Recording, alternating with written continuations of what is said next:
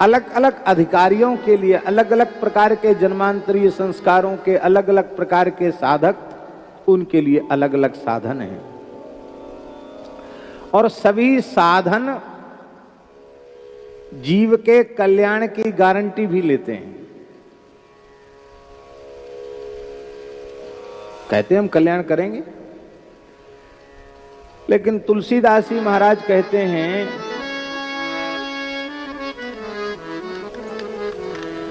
श्री हरिनाम को छोड़ करके हमारे अंतःकरण में तो किसी भी साधन के प्रति भरोसा नहीं है, विश्वास नहीं है।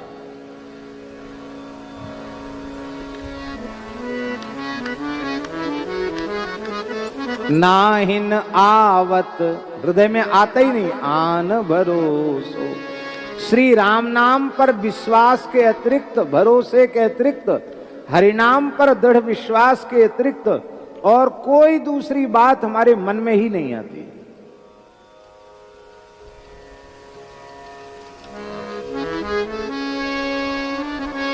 राम नाम रूपी राम भजन, बस यह ऐसा मन में रच पच गया है कि अब यहां से छोड़ करके दूसरी ओर चाहे जितना कोई उत्कृष्ट साधन बतावे, लेकिन हमारा मन स्वीकार नहीं करता। ऐसा अंतःकरण जब तक नहीं बन जाएगा तब तक भजन शुरू नहीं होगा।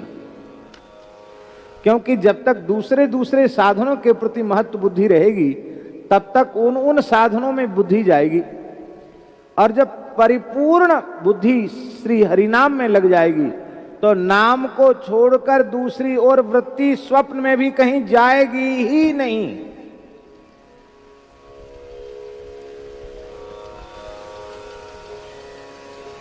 संत श्री प्रेम भिक्षु जी महाराज, उनसे किसी जिज्ञासु ने पूछा कि महाराज जी आप पाप किसको समझते हैं? पूछने वाला कोई अच्छा विद्वान व्यक्ति था। आपकी दृष्टि में पाप क्या है?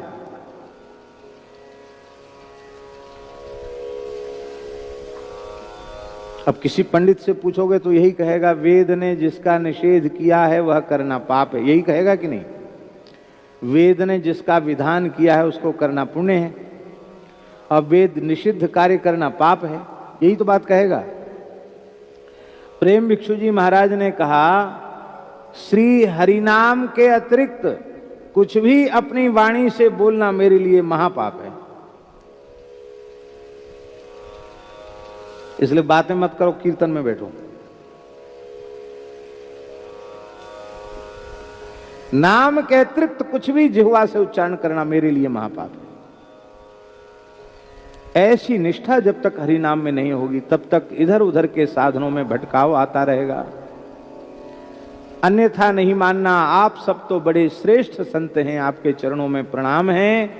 कई बार घर द्वार छोड़कर वैष्णव होकर साधु होने के बाद भी लोग टटका टोना जंत्र मंत्र तंत्र इनके चक्कर में फंस करके अपने साधु जीवन को ही नहीं अपने मानव जन्म को नष्ट कर देते हैं। श्री हरिनाम को छोड़ करके दूसरे किसी साधन का आश्रय नहीं लेना।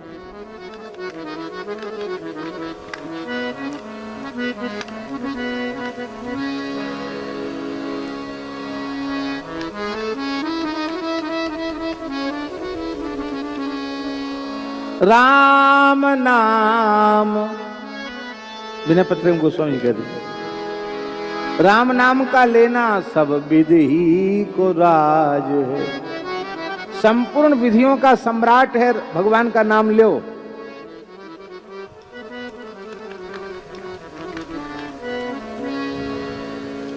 और राम को बिसारी बो निषेध सिर ताज रे।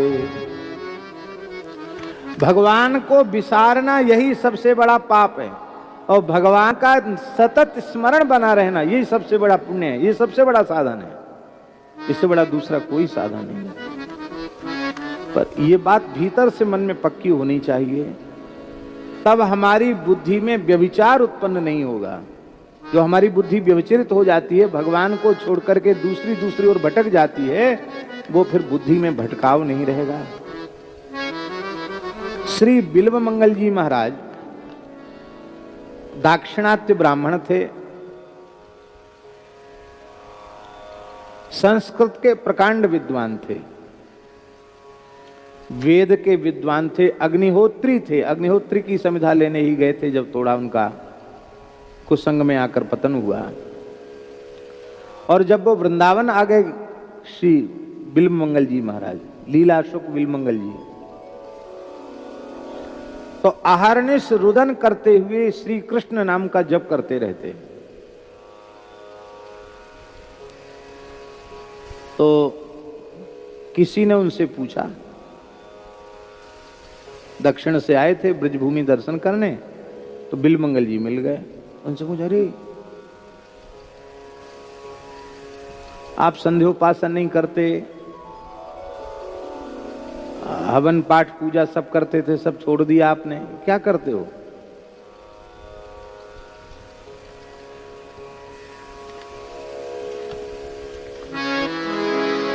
आप लोग इससे दूसरी शिक्षा मत ले लेना, इसलिए हम पहले से सावधान कर देते हैं। बिल्व मंगल जी ने उत्तर दिया, कृष्ण करणामृत का श्लोक है,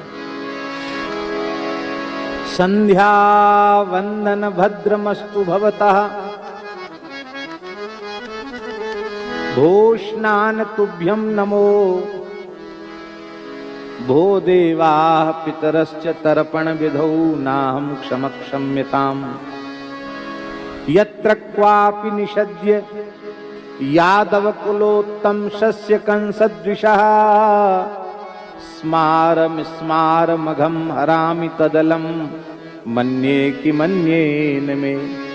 नाहिन आवत आन भरोसो, ये है नाहिन आवत आन भरोसो।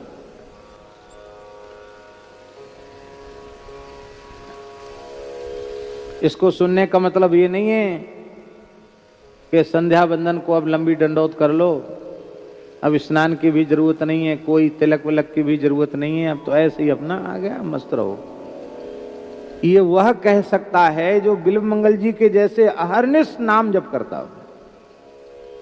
वे कहते, हे संध्या बंदन आपका कल्याण हो, अब हमें आपकी आवश्यकता नहीं है, आप पधारो और किसी को कृतार्थ करो। भो स्नान तुभ्यम नमो। हम लोग जो स्नान करते वो स्नान नहीं है, वो तो केवल शरीर को प्रक्षालन करना मात्र है। स्नान की एक शास्त्रीय विधि है, विधि पूर्वक किया गया स्नान, उसमें भी बड़ा समय लगता है विधि पूर्वक स्नान में। हे स्नान आपको भी नमस्कार है। अरे देवताओं, अरे पितरों, तुम हमसे पूजा की, तर्पण की, श्राद्ध की अपेक्षा मत करो। ना हम क्षमा, अब हम इस लायक नहीं बन रहे कि हम तुम्हारी सेवा कर सकें, इसलिए क्षम्यताम, क्षमा करो।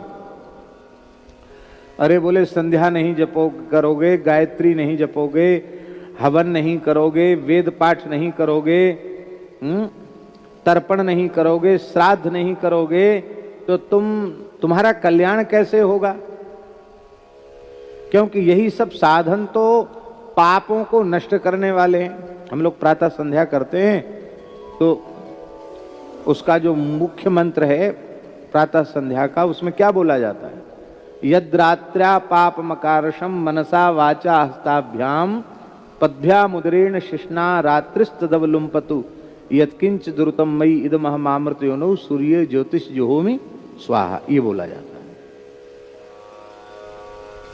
रात्रि काल में जो कुछ जाने अनजाने पाप हमसे हो गए हैं, मन से, वाणी से, क्रिया से, पैरों से, हाथों से, उदर से, स्पर्श इंद्रिय से, उन सब पापों को हम सत्य रूपी जो ज्योति है उसमें हम आहुति देते हैं, उसको भस्मसात करते हैं, ये अर्थ है उसका। सायं संध्या करते हैं तो क्या बोलते हैं?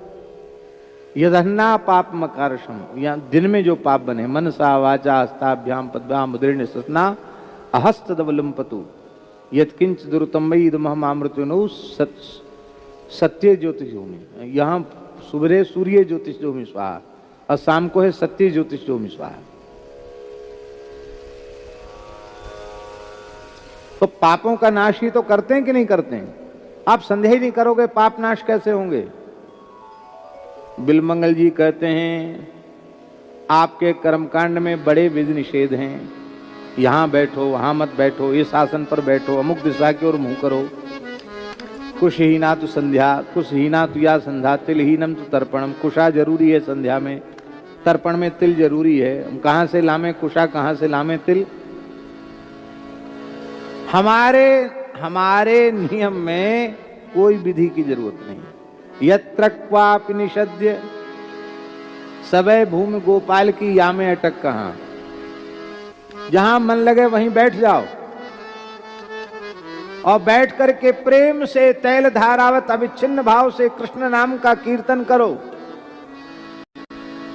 तो पापी में पाप करने की उतनी सामर्थ्य नहीं है, हरिनाम में पाप को नष्ट करने की इतनी सामर्थ्य। तो तत् अलम, अब मेरे लिए पाप नाश के लिए, परम कल्याण के लिए हरिनाम ही पर्याप्त है। अब मुझे दूसरे साधन की आवश्यकता नहीं।